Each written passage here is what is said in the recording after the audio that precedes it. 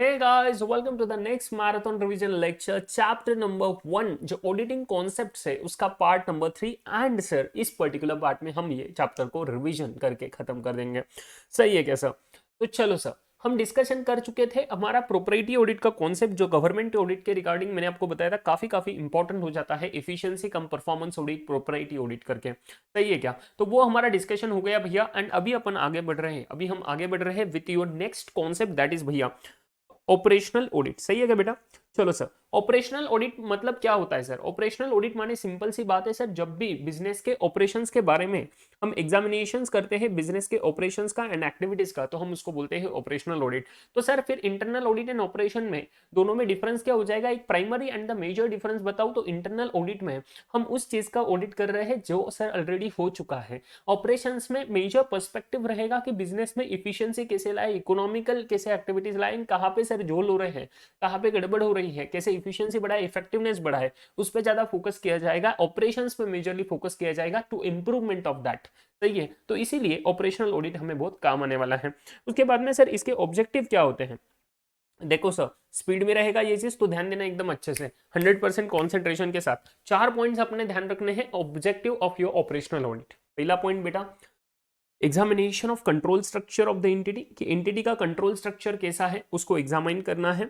The relation of the department control policies to the general policies, it relation to the control of other departments, मतलब control structure को पूरा ध्यान देना है। वो एक मेजर पहला ऑब्जेक्टिव भैया कि examination of the control structure. Second चीज होता है सर आपका कि अप्रेजल करना है। अप्रेजल माने सर इंप्रूवमेंट करना है एंड सजेशन देना है of whether the department is operating in conformity with the prescribe standards and efficiencies. सही है कि जो भी स्टैंडर्ड्स एंड प्रोसीजर्स पॉलिसीज बनाए हुए बिजनेस के, क्या उसी के हिसाब से सभी ऑपरेशंस रन हो रहे हैं या नहीं हो रहे बिजनेस के, वो देखना है। वो आता है ऑपरेशनल ऑडिट का सेकंड ऑब्जेक्टिव। थर्ड ऑब्जेक्टिव बनता है भैया चेक करना है कि कहीं पे सर मेरा जो standards of efficiency and economy है जो मेंटेन किया जा रहा है या नहीं किया जा रहा है। इफिशिएंसी माने जो काम जितने घंटे में होना चाहिए, जितने देर में होना चाहिए, क्या उतने ही देर में हो रहा है क्या। एंड उसके बाद में सर आता है इकोनॉमी, मतलब जितने कॉस्ट में वो होना चाहिए क्या उतने ही कॉस्ट में हो या नहीं रहा, वो हमने चेक करना है ऑपरेशनल ऑडिट में, third objective. Then fourth objective जिसके लिए हम ऑपरेशनल ऑडिट परफॉर्म करेंगे सर, हमारा जो कैपेसिटी यूटिलाइजेशन है in the production department, capacity utilization in the production department and achievement of the short term targets in marketing departments other activities are so economically performed। very important thing, यहाँ पर भी economically ही बात आएगा। Economically मतलब जितने cost में होना चाहिए क्या उतने ही रिसोर्सेस एंड कॉस्ट में हो रहा है क्या। बट यहाँ पे स्पेसिफिकली दो मेजर डिपार्टमेंट्स ले लिए। पहला प्रोडक्शन डिपार्टमेंट, तो प्रोडक्शन डिपार्टमेंट में वेरी इंपॉर्टेंट जो जरूरी होता है दैट इज कैपेसिटी यूटिलाइजेशन, कि 100% कैपेसिटी यूटिलाइजेशन पे हम एग्जैक्टली कितने काम कर रहे हैं, हमारा एक्चुअल कैपेसिटी यूटिलाइजेशन कितना है। एंड सेकंड थिंग आता है सर, जब भी मार्केटिंग एक्टिविटीज की बात करूं तो वहां पे शॉर्ट टर्म टारगेट्स अचीव हो रहे हैं क्या, जो गोल्स है, अचीवमेंट्स है, जो ऑब्जेक्टिव्स है, बेसिकली वो शॉर्ट टर्म ऑब्जेक्टिव जो है, जो टारगेट्स है वो अचीव हो या नहीं रहे, वो हमने चेक करना है। और ये सब चीज इकोनॉमिकली हो रहा है क्या, मतलब जितने कॉस्ट में होना चाहिए उतने ही। तो ये 4 ऑब्जेक्टिव एकदम अच्छे से ध्यान रखना। नेक्स्ट आता है सर स्कोप क्या रहेगा, मतलब ऑपरेशनल ऑडिट में क्या क्या चीजें मेजरली कवर होगी। तो हमने ऑलरेडी डिस्कशन कर लिया ऑपरेशनल ऑडिट के बारे में। बट ऑपरेशनल ऑडिट बोला, ऑब्जेक्टिव बोला, तो ऑब्जेक्टिव के हिसाब से ही सर हमने एक ओवरऑल अगर व्यू देखा तो this is nothing but one of the part of your internal audit. दोनों में मेजॉरिटी कोई डिफरेंस है क्या? प्राइमरी डिफरेंस में ऑलरेडी बता चुका हूं कि इंटरनल ऑडिट सर एक एग्जिस्टिंग जो ऑलरेडी चीजें हो चुकी है उसकी बातें करेंगे।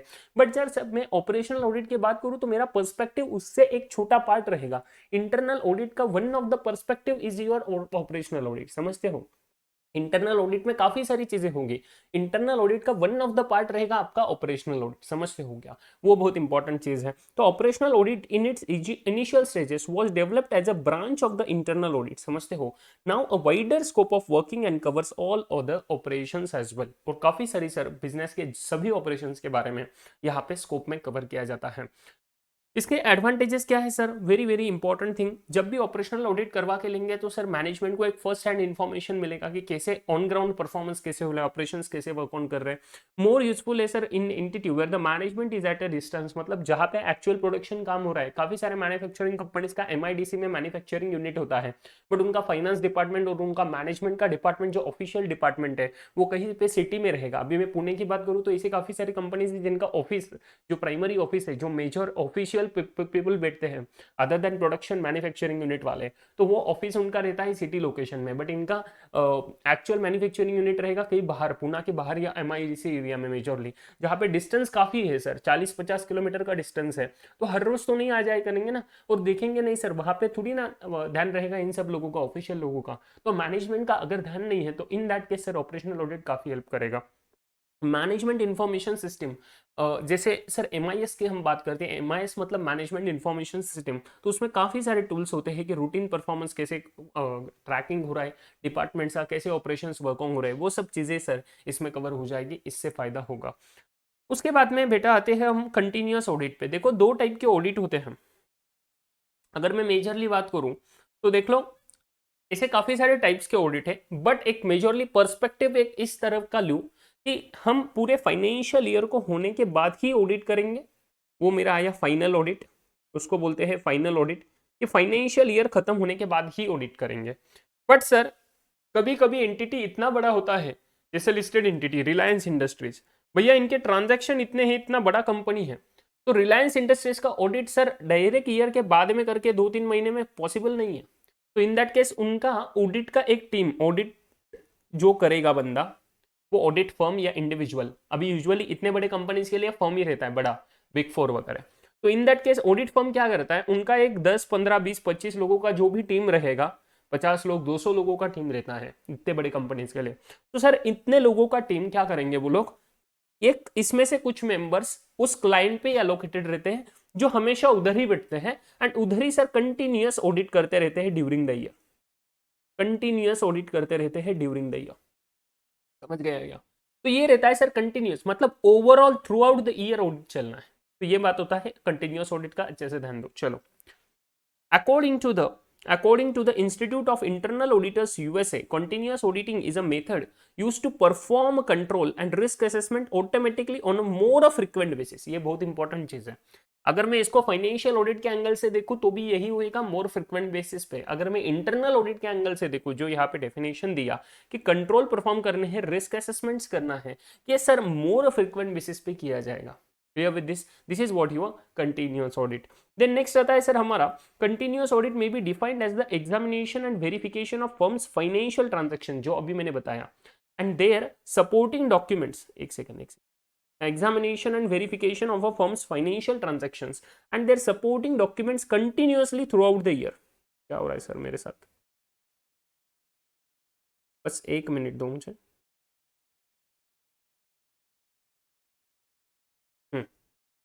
मोर फ्रिक्वेंट बेसिस पे कंटिन्यूअसली सर ऑडिट किया जाएगा फाइनेंशियल ट्रांजैक्शंस का, समझते हो क्या? यस, देखो अब तो सर क्या होता है, examination and verification of the financial transactions and their supporting documents continuously throughout the year at regular और इरेगुलर इंटरवल। अभी रेगुलर इंटरवल हो सकता है एक महीने बाद करते जाएंगे, नहीं तो डेली बेसिस पे करेंगे, that depends upon audit firm, उनका ऑडिट फर्म का मर्जी है कैसे करेंगे, उनको कैसा चाहिए वो, सही है। तो कंटिन्यूअस ऑडिट में एक फायदा बहुत इंपॉर्टेंट होता है कि अगर कुछ झोल हुआ है, कुछ गलती हुआ है, तो डायरेक्टली सर तभी के तभी जल्दी जल्दी पता लग जाएगा। तो its generates the alarm triggers that provides the advance notice to about the anomalies. Anomalies मतलब जो होना चाहिए, जो होना चाहिए सर, और जो हुआ है, इन दोनों का डिफरेंस जो रहता है। एनोमलीज मतलब कुछ एक्सेप्शनल चीजेस, एक्सेप्शनल चीजें सर, तो ऐसे केसेस में और जो एरर्स डिटेक्ट हुए हैं वो जल्दी पता लग जाएंगे, एडवांस नोटिस मिल जाएगा, क्योंकि कंटिन्यूअस ऑडिट है। अगर फाइनल ऑडिट होता था तो ईयर के बाद में पता चलता कि क्या गलतियां हुई, बट कंटिन्यूअस ऑडिट में तभी तभी पता लग जाएगा सर, जल्दी में पता लग जाएगा, तो अच्छी बात है। It is perform usually by the firms internal auditors. ये यूजुअली जरूरी नहीं है कि स्टैट्यूटरी ऑडिटर फाइनेंशियल ऑडिटर करेगा सर, पॉसिबल है यहाँ पे ये इंटरनल ऑडिट के पर्सपेक्टिव से भी हो सकता है कि कंटिन्यूअस ऑडिट है ना, और financial auditor statutory auditor year के बाद करे, बट इंटरनल ऑडिटर के पर्सपेक्टिव से कंटिन्यूअस ऑडिट भी हो सकता है, दोनों के पर्सपेक्टिव से हो सकता है, ध्यान में रखना है। उसके बाद में बेसिक फीचर्स क्या क्या है सर इसके, एक प्रोसेस है जो कंडक्ट करे जाएंगे through out the year. Second चीज सर, एक रेगुलर और इरेगुलर इंटरवल्स पे जो भी जिसका ऑडिटर का मर्जी रहेगा, जैसे भी रिक्वायरमेंट है उस हिसाब से। थर्ड चीज सर, टेस्टिंग किए जाती है 100% ट्रांजेक्शन्स की, ये बहुत इंपॉर्टेंट चीज है कि यहाँ पे जैसे जैसे ट्रांजैक्शन होते जाएंगे वैसे वैसे चेक करते जाएंगे। टेक्नोलॉजी बहुत ज़्यादा इंपॉर्टेंट है टू एनेबल इट यहाँ पे, उसके बाद में सर एक एडवांस नोटिस प्रोवाइड करता है जो हमने अभी डिस्कस किया। And surprise visits by the auditor are involve, यहाँ पे सरप्राइज विजिट भी इन्वॉल्व किए जाते हैं ताकि सर कुछ तो ज्यादा इश्यूज ना हो, फ्रॉड्स वगैरह ना हो, उसको अवॉइड करने के लिए। उसके बाद में सर कंटिन्यूअस ऑडिट की जरूरत कहाँ कहाँ पे रहती है, जहाँ पे यूजुअली सर इंटरनल कंट्रोल्स इनएडिक्वेट रहते हैं। क्या बोले इनएडिक्वेट, मतलब पूरे से इंटरनल कंट्रोल नहीं है सर, ज्यादा बड़ा सिस्टम नहीं है, छोटा छोटा सिस्टम है, तो यूजुअली सर वहां पर भी इंटरनल कंटिन्यूअस ऑडिट इन्वॉल्व किए जा सकते हैं ताकि मैनेजमेंट को जल्दी जल्दी नोटिस पता लगे, कुछ एरर्स के डायरेक्ट 1 साल तक वेट ना करना पड़े। बट सेकंड थिंग सर, जहां पे ट्रांजेक्शन्स बहुत ज्यादा लार्ज नंबर में रहेंगे वहां पर यूजुअली किया जाएगा, जो मैंने अभी आपको एग्जांपल दिया था रिलायंस वाला। सही है क्या? देन आता है सर मैनेजमेंट जब इंटरेस्टेड रहेगा in getting the statement of accounts audited periodically for enabling better management of resources. ये रिसोर्सेज का बेटर मैनेजमेंट करने के लिए जब मैनेजमेंट चाहता है कि भाई हमारा ऑडिट कंटिन्यूअस होना चाहिए, तो तब सर कंटिन्यूअस ऑडिट की जरूरत पड़ेगी for the better management of the resources. तो तीन चीजों के केसेस में सर यूजुअली कंटिन्यूअस ऑडिट की जरूरत पड़ती है। पहला केस सर जहां पे इंटरनल कंट्रोल्स इनएडिक्वेट है, सेकंड केस सर जहां पे ट्रांजैक्शन बहुत ज्यादा ही लार्ज नंबर्स में है, एंड थर्ड थिंग सर जहां पे मैनेजमेंट खुद चाहता है बेटर मैनेजमेंट ऑफ रिसोर्सेज। सही है क्या? उसके बाद में सर आते हैं एडवांटेजेस पे। एडवांटेजेस क्या क्या रहेंगे इसके, हमने अभी बात करी थी सर उस बेसिस पे, अर्ली लोकेशन रहेगा, अर्ली डिटेक्शन रहेगा एरर्स एंड फ्रॉड्स का, क्विकली रेक्टिफिकेशन भी कर पाएंगे, एक एक साल बाद पता लगेगा तब रेक्टिफाई करेंगे, उससे बेटर से कंटिन्यूअस ऑडिट में क्विकली रेक्टिफाई कर पाएंगे, गलतियों को सुधार पाएंगे। कंटिन्यूअस गाइडेंस मिलता रहेगा क्लाइंट को। सर अगर मैं अप्रैल टू मार्च में कंटिन्यूअस ऑडिट कर रहा हूँ और मुझे पहले महीने में कुछ गलती पता लग गई, अभी वो गलती फिर से रिपीट होने का स्कोप नहीं, बिकॉज मैंने मैनेजमेंट को बोल दिया कि भाई ये गलतियां हो रही है, तो मैनेजमेंट ध्यान रखेगा, तो वहां पे सर कंटिन्यूअस गाइडेंस मिलता रहेगा कि ऐसे नहीं ऐसे करना है। Clear with this? उसके बाद में finalisation of accounts completion in the time. अभी 1 साल पूरा पूरा ऑडिट कर रहे थे सर, उसके बाद में जब फाइनल करेंगे ऑडिट्स को आफ्टर ईयर एंड, तो वो बहुत जल्दी के टाइम में हो जाएगा, बिकॉज ऑडिट तो मेजरली परफॉर्म हो चुका है ड्यूरिंग द ईयर। सही है, अभी तो बस आपको मेजर मेजर एक्टिविटीज परफॉर्म करने हैं एनुअल वाले। उसके बाद में सर मोरल चेक रहता है एम्प्लॉइज पे, क्लाइंट के अलर्ट का एंड मोर इफिशिएंट हो जाते हैं एम्प्लॉइज, बिकॉज एम्प्लॉइज को पता है सर ये तुरंत तुरंत 100% ट्रांजैक्शन चेक कर रहे हैं, अभी तो सैम्पलिंग वाला काम है नहीं, तो सर अगर 100% ट्रांजैक्शन चेक हो रही है तो यहाँ पे एम्प्लॉय काम करते समय इज्जत से काम करेगा, नहीं तो सर उसकी गलतियां पता लगेगी और मैनेजमेंट को रिपोर्टिंग किया जाएगा। उसके बाद में सर इंप्रूव किया जाता है स्टैट्यूटरी ऑडिटर का फोकस। अभी ये यूजुअली सर ध्यान रखा जाता है इंटरनल ऑडिट के पर्सपेक्टिव से, continuous audit usually internal auditor के पर्सपेक्टिव से ध्यान रखा जाता है, इसलिए बोलते हैं कि एक बार इंटरनल ऑडिट इतने अच्छे से हो गया तो स्टैट्यूटरी ऑडिटर का फोकस भी जो रहेगा ना एरियाज पे जहाँ पे ज्यादा जरूरत है वो सर इंप्रूव किया जाएगा बहुत अच्छे से। छोटे छोटे जगह पे ध्यान देने का जरूरत नहीं पड़ेगा क्योंकि ऑलरेडी इंटरनल ऑडिट यहाँ पे बहुत अच्छे से परफॉर्म हो रहा है कंटिन्यूअसली रेगुलर बेसिस पे। समझते हो क्या? बट इसके सर कुछ कुछ नुकसान भी है बेसिकली। बोले सर अभी डीमेरिट्स क्या रहेंगे इसके, पहली चीज sir may be altered after the audit is over. किसी ने यहाँ पे ऑडिट कर लिया, देखो सिंपल सी बात है सर, यहाँ पे ऑडिट हो गया, अभी इन ट्रांजेक्शन्स का जो ऑडिट हो गया इसमें ये बाद में सर रेक्टिफिकेशन कर सकते हैं ना, अभी बार बार ये तो ट्रांजेक्शन नहीं देखने वाले, अभी ये जो ट्रांजेक्शन ऑलरेडी देख लिए इसमें बाद में रेक्टिफिकेशन होने का चांस है अगर किसी को फ्रॉड करना है तो ये नुकसान हो सकता है कंटिन्यूअस ऑडिट का। उसके बाद में फ्रीक्वेंट विजिट्स अगर ऑडिटर करता रहेगा तो वो इनकन्वीनियंट रहेगा। ये सिंपल सी बात है, मैं बोलता हूँ आपको कि देखो मैं जा रहा हूँ उस कंपनी में हर रोज ऑडिट करने जा रहा हूँ, वहां पे एक अकाउंटेंट बैठा है, उसको मैं हर रोज जाके बोलता हूँ कि भाई तेरे ट्रांजेक्शन दिखा, ये दिखा वो दिखा ये दिखा वो दिखा, वो परेशान हो जाएगा, वो बोलेगा भाई मैं मेरे काम करूँ या तुम्हारे ऑडिट करता बैठूं, ऐसा थोड़ी ना होता है, तुम्हारे ऑडिट को सपोर्ट करूँ या मेरा काम करूँ, उसका काम ज्यादा इंपॉर्टेंट है हर रोज डेली बेसिस पे कंप्लीट होना। तो दैट्स वाई सर ये इसके केस में क्या हो जाएगा, इनकन्वीनियंट बनेगा सभी एम्प्लॉयज को। उसके बाद में क्लैश ऑफ ड्यूटीज हो सकता है स्टाफ एंड ऑडिटर का, यही बात कर रही मैंने अभी कि सर इनकन्वीनियंट होएगा क्योंकि सर क्लैश ऑफ ड्यूटीज होएगा, मैं जाऊंगा सर हर रोज वहां पे और उनका जो काम चल रहा रहेगा उनको डिस्टर्ब हो सकता है, तो एक क्लैश ऑफ ड्यूटीज हो सकता है। उसके बाद में एक्सपेंसिव ज्यादा रहेगा क्योंकि हर रोज को किसी को इन्वॉल्व करना है तो ज्यादा फीस चार्ज करेगा ऑडिटर, है ना, एक ही बार आना है तो कम फीस रहेगा, हर रोज आ रहा है सर, डेली बेसिस पे हो रहा है, कंटिन्यूअस बेसिस पे हो रहा है, फ्रीक्वेंट रेगुलर इंटरवल के बेसिस पे हो रहा है, सो इन दैट केस सर ज्यादा फीस चार्ज होएगा तो कंपनी के लिए ज्यादा एक्सपेंसिव होएगा। और उसके बाद में sir mechanical and repetitive work हो जाएगा, बिकॉज हर रोज जाके मैं वही वही वही वही वही वही चेक कर रहा हूँ, तो सर ये मैकेनिकल वर्क हो जाएगा एंड रिपीटेटिव वर्क हो जाएगा। समझते हो क्या? तो ये था आपका कंटिन्यूअस ऑडिट, एकदम अच्छे से ध्यान रखना है। आज के इस लेक्चर में हमने अभी तक क्या क्या देख लिया सर, दो चीजें हमने देखी। सबसे इंपॉर्टेंट पहला पार्ट हमने देखा था सर अभी कि सर जो भी मेरा बेसिकली ऑपरेशनल ऑडिट होता है वो क्या होता है वो हमने रिवाइज कर लिया, उसके बाद में हमने देखा सर कंटिन्यूअस ऑडिट क्या होता है।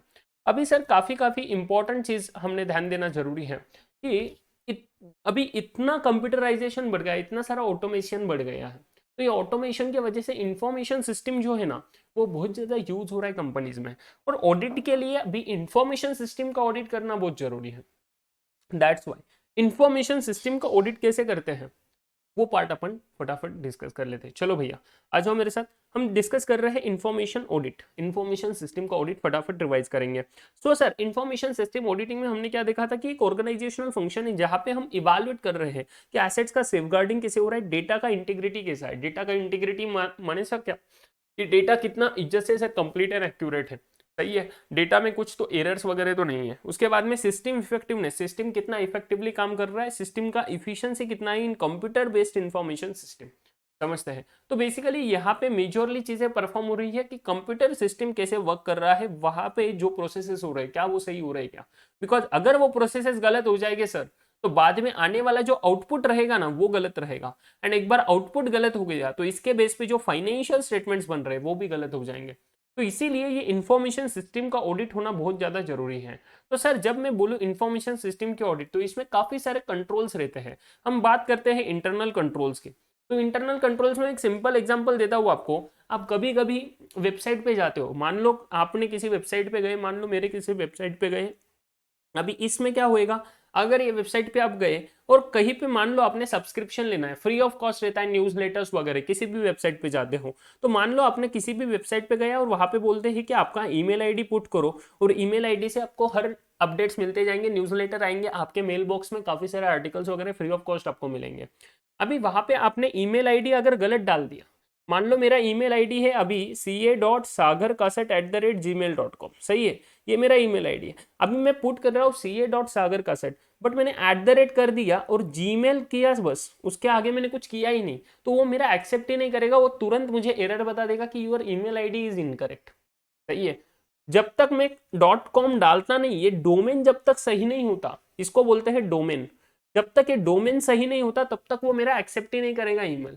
तो सर सिस्टम को कैसे पता लगा कि सर ये डोमेन सही होना चाहिए, सही है, तो वो सिस्टम में पहले लॉजिक्स फिट किए, तो अभी ये सिस्टम में लॉजिक्स क्या सही हुए हैं या गलत हुए हैं ये हमने चेक करना जरूरी है।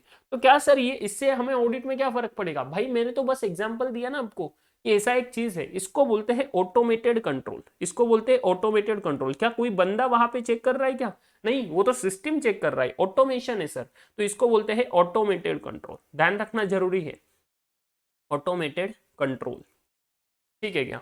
तो सर ये चीजें होती है, ये अपने ध्यान देना जरूरी है। अभी यहाँ पे काफी सारे इंपॉर्टेंट अलग अलग टाइप्स के कंट्रोल्स होते हैं जो आपके सिलेबस में नहीं है, बट मैं बात नहीं करूंगा फिर उसके रिगार्डिंग, बट मैं बस आपको एक ओवरव्यू देना चाहता था कि आईटी सिस्टम का ऑडिट मतलब क्या, इंफॉर्मेशन सिस्टम का ऑडिट मतलब क्या, समझ गए आपको। तो मुझे सिस्टम्स का ऑडिट देखना है कि सिस्टम्स में जो इनपुट जा रहा है, सिस्टम में जो प्रोसेसिंग हो रहा है क्या वो सही से हो रहा है क्या, सही है, बिकॉज आजकल जितना भी सिस्टम अकाउंटिंग का यूज होगा उस बेसिस पे हम फाइनेंशियल स्टेटमेंट्स बनाएंगे, अगर वो सिस्टम से गलत चल रहा है तो सर मेरा फाइनेंशियल स्टेटमेंट्स में आने वाला डेटा भी गलत हो जाएगा।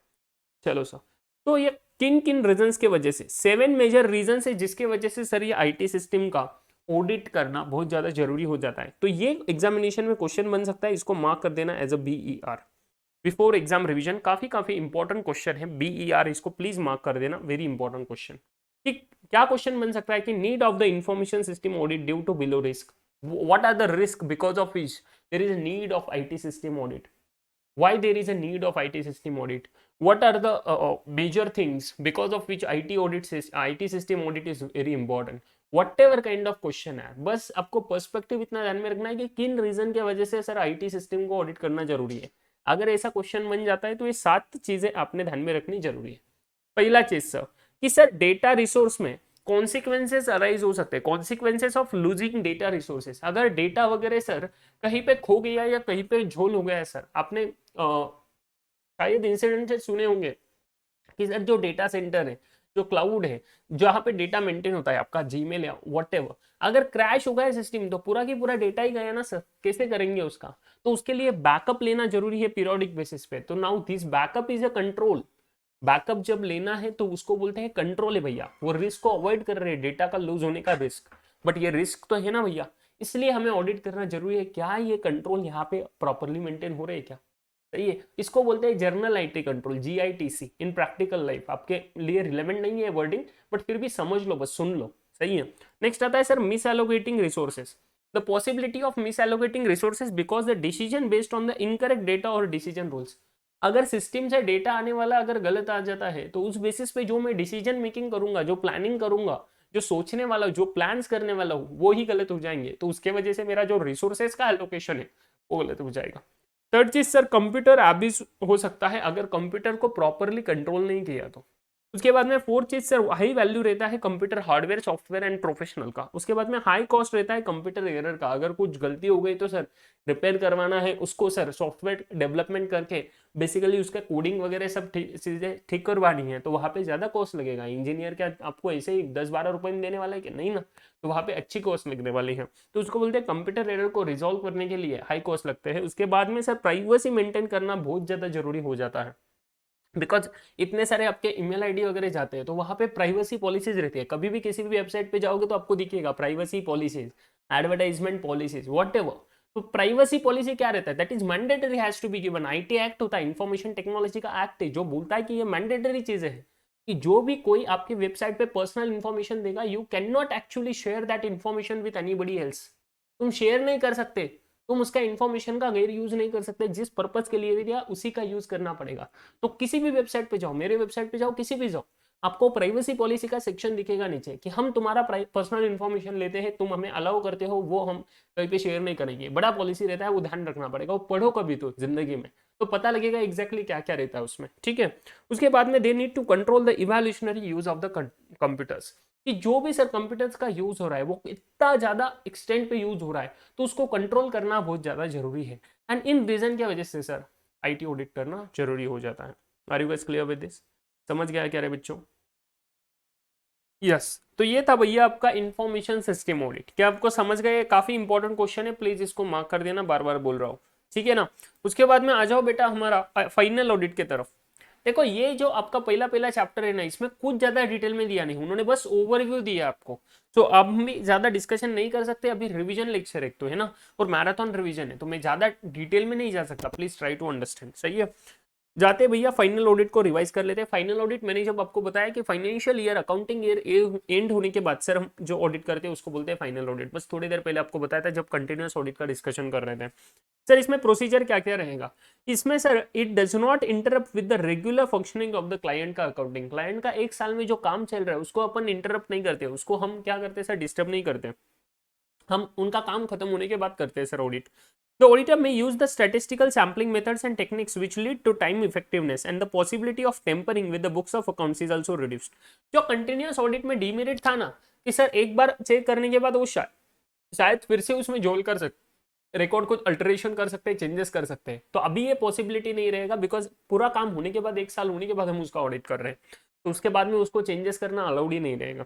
समझते हो? तो ये यहाँ पे जो डीमेरिट था वो यहाँ पे अब हमारा फायदा बन जाता है, बहुत इंपॉर्टेंट चीज हो जाता है।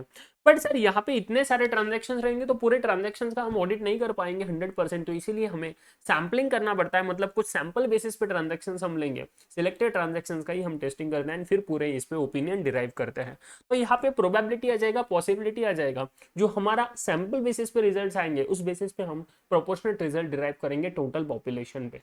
समझते हो क्या? नेक्स्ट आता है सर इसका लिमिटेशन क्या है, प्रिकॉशन क्या है, कि शायद सर जरूरी नहीं यहाँ पे हर एक एरर एंड फ्रॉड को पता लग जाए, क्योंकि हम सैंपल बेसिस पे कर रहे हैं, तो जो हमने ट्रांजैक्शन चेक किया है शायद उसमें गलती ना हो बट बाकी किसी ट्रांजैक्शन में हो, तो उस वजह से सर यहाँ पे all the errors and frauds are found at the end of the accounting year which makes it very difficult. Actually all the errors and frauds पता लगना गलती मतलब जरूरी नहीं है, तो वो सबसे बड़ा रिस्क है।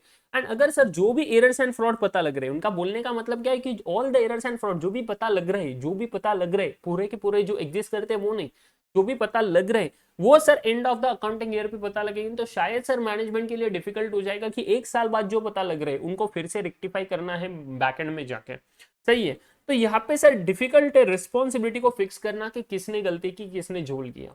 उसके बाद में sir reduces the possibility of detection of frauds and errors, जो अभी हमने बात करी कि सर पूरे के पूरे फ्रॉड्स एंड एरर्स पता लगेंगे, उसका पॉसिबिलिटी यहाँ पे कम हो जाता है, क्योंकि हम सिर्फ सैंपल बेसिस पे ऑडिट कर रहे हैं। समझा? तो ये तुम्हारा मतलब होता है फाइनल ऑडिट का।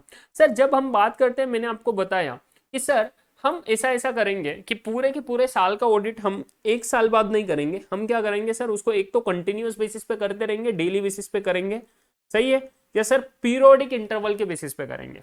कभी कभी सर क्या होता है, ये फाइनेंशियल ऑडिट को हम क्वार्टरली करते हैं, मतलब अभी लिमिटेड लिस्टेड कंपनीज है, तो लिस्टेड कंपनीज के केस में क्या होगा, उनको सेबी के रूल के अनुसार उनको क्वार्टरली बेसिस पे रिपोर्टिंग करना मैंडेटरी है, कि हर 3 महीने बाद उनको रिपोर्टिंग करना है कि उनका पी एंड एल कैसे रहेगा। 3 महीने बाद, पहले 3 महीने बाद पी एंड एल देना पड़ता है, बैलेंस शीट नहीं। 6 महीने बाद उनको देना पड़ता है पी एंड एल भी और बैलेंस शीट भी, मतलब सेकेंड क्वार्टर का उनको P and L as well as balance sheet दोनों देना है। ये हुए नेक्स्ट 3 मंथ। उसके बाद के नेक्स्ट 3 मंथ्स में अगेन उनको सिर्फ पी एंड एल देना है, एंड लास्ट इसमें सर उन्होंने क्वार्टरली भी देना है, यहाँ पे P and L balance sheet, और यहाँ पे उन्होंने बेसिकली पी एंड एल बोल के उन्होंने एक एनुअल रिपोर्टिंग भी करना जरूरी होता है।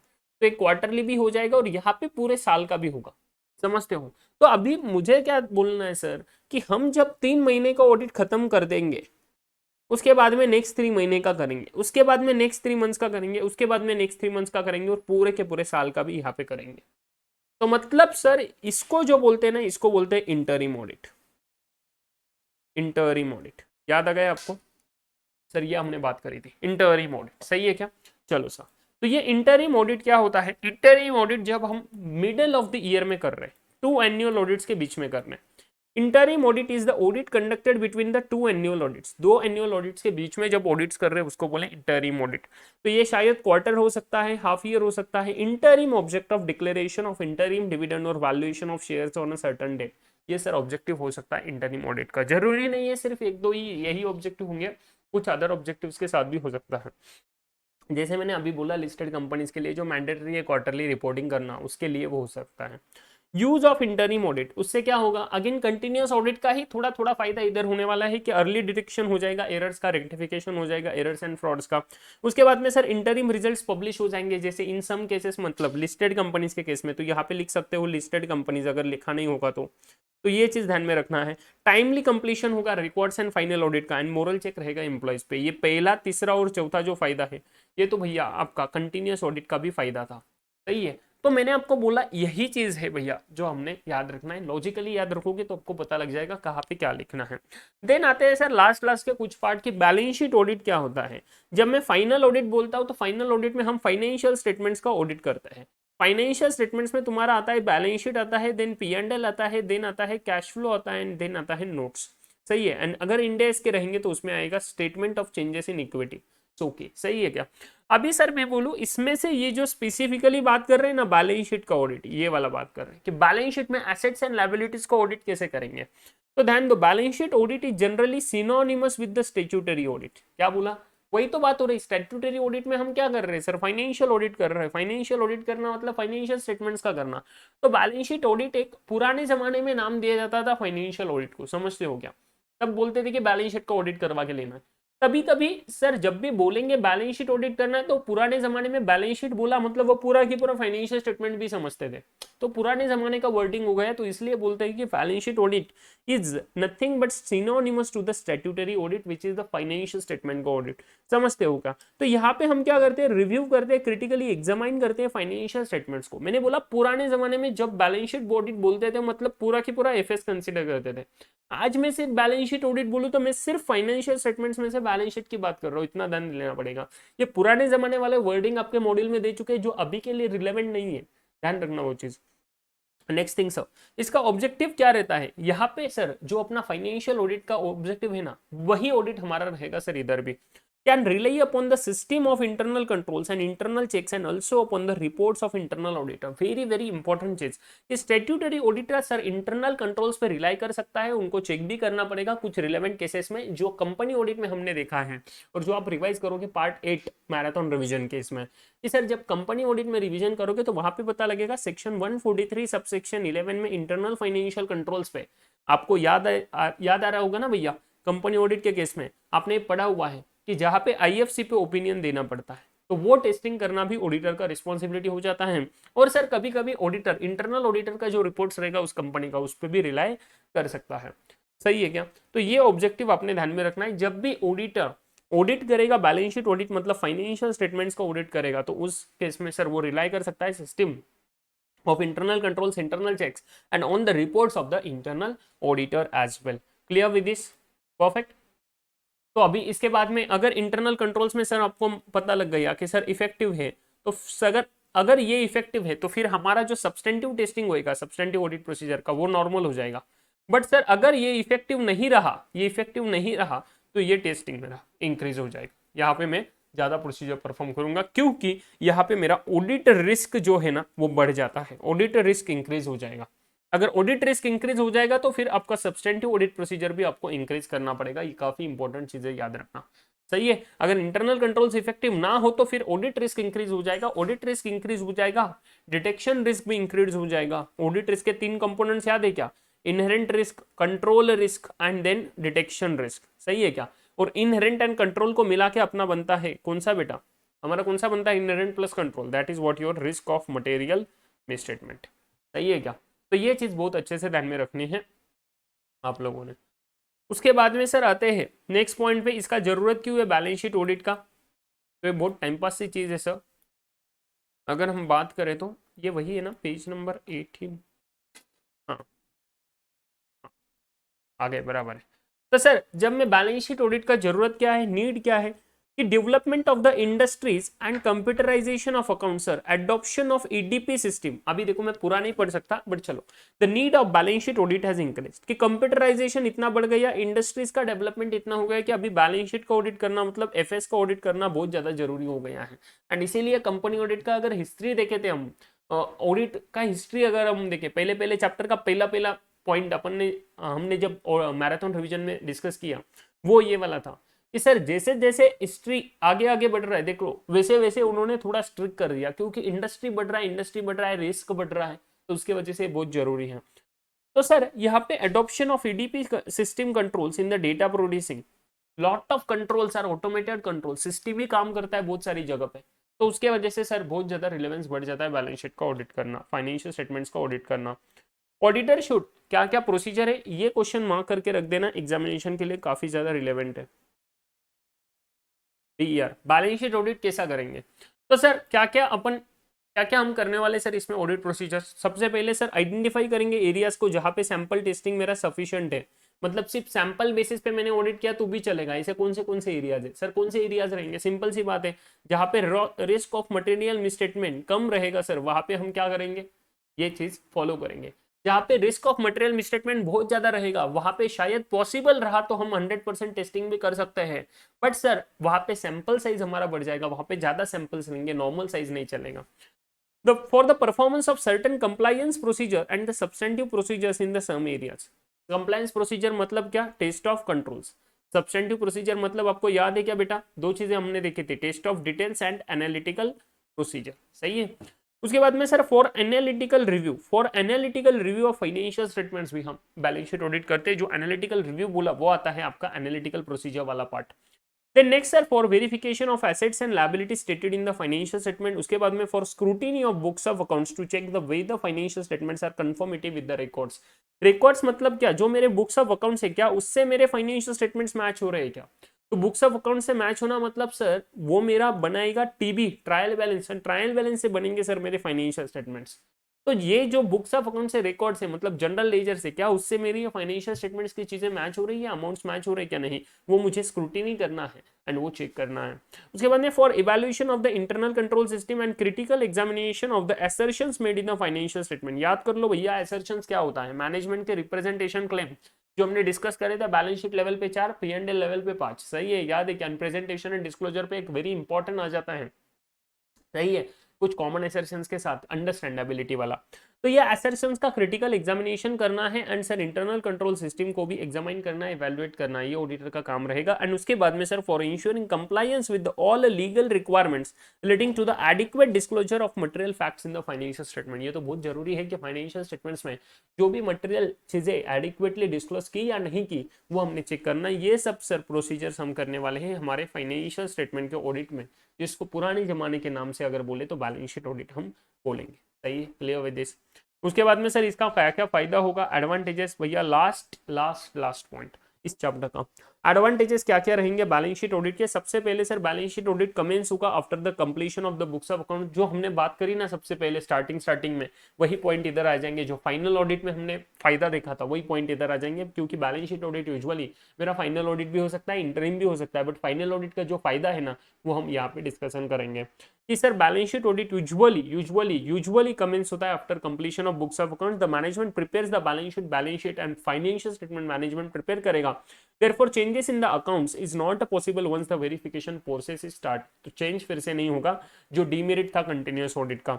उसके बाद में सर इंटरप्शन नहीं आएगा अकाउंटिंग डिपार्टमेंट में, जो हमने बात करी फाइनल ऑडिट के केस में। No loose links because the audit is conducted in a continuous flow which reduces the chances of missing the verification of any aspect. वो बोलते हैं कि एक बार ऑडिट शुरू कर दिया तो कंटिन्यूअसली करते ही रहेंगे जब तक ऑडिट रिपोर्ट साइन नहीं हो जाता। तो इसलिए सर अगर हम बोले कि फ्लो में काम नहीं हो रहा है तो वो यहाँ पे रिस्क नहीं रहेगा, फ्लो में काम होता जाएगा। कंटिन्यूअस ऑडिट में 1 महीना आएंगे, फिर उसके बाद 1 महीने बाद आएंगे, फिर से 1 महीने बाद आएंगे, फिर से 1 महीने बाद आएंगे। ऐसे करते करते सर यहाँ पे फ्लो में काम नहीं होता, 1-1 महीने का गैप हो जाता है, सही है, कुछ दिन का गैप हो जाएगा। तो उसके वजह से सर वो कंटिन्यूअस ऑडिट में डीमेरिट बन सकता है, बट फाइनल ऑडिट में वैसा नहीं है। एक बार काम शुरू कर दिया तो सर हमारा खत्म होने तक की हो रहेगा, तो फ्लो में काम हो जाएगा सर, यहाँ पे ये फायदा बन जाता है मेरा। एंड उसके बाद में sample test reduce the time involve in the routine checking and the saving on account of time results into cost effectiveness as well. कि भैया हम यहाँ पे जब ऑडिट करते हैं तो सैंपल बेसिस पे करेंगे। आप सैंपल बेसिस पे करना है तो टाइम मुझे कम लगने वाला है, और टाइम कम लगेगा मतलब कॉस्ट भी कम लगेगा। तो ये चीज बहुत इंपॉर्टेंट चीज है कि कॉस्ट इफेक्टिवनेस टाइम सेविंग के वजह से बचता है। और टाइम सेविंग किसके वजह से हो रहा है सर? मैं सैंपल बेसिस पे टेस्टिंग कर रहा हूँ, पूरा रूटीन टेस्टिंग नहीं कर रहा हूँ सर, सही है। रूटीन टेस्टिंग मतलब 100% जो इंटरनल चेक्स में कंटिन्यूअस ऑडिट में होगा, बट यहाँ पे वो नहीं होगा, यहाँ पे सैंपल बेसिस पे होगा। तो सर यहाँ पे मेरा टाइम भी सेव होने वाला है, और टाइम सेव होने की वजह से कॉस्ट भी सर मुझे कम लगेगा, तो कॉस्ट इफेक्टिवनेस की वजह से मुझे फायदा होगा। Clear with this? तो ये सब चीजें थी भैया हमारी पहले पहले चैप्टर के पूरे रिवीजन के केस में। I hope you guys are very much clear with this. अगर किसी को भैया दिक्कत होगी प्लीज मुझे क्वेरीज वगैरह पूछ लेना, सही है ना। अच्छे से पढ़ाई करना, अच्छे से ध्यान रखना। नेक्स्ट चैप्टर का रिवीजन हम शुरू करेंगे हमारे नेक्स्ट पार्ट में, that is part number 4। Clear with this? चलो भैया अच्छे से ध्यान रखना अपना खुद का, बी पॉजिटिव, बी कॉन्फिडेंट। मिलेंगे नेक्स्ट मैराथन रिवीजन लेक्चर में, तब तक के लिए